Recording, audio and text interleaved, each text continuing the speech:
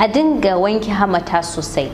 Barkamu da sake saduwa da ku a cikin wannan shirin mai taken. A yau za mu yi magana akan yadda ya kamata mu dinga wanka.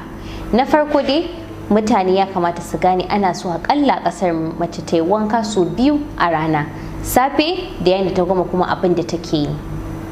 Sannan kuma akwai wasu wajajen da ya kamata a dinga mai da hankali a kai wajen ana wanka ana wanke su.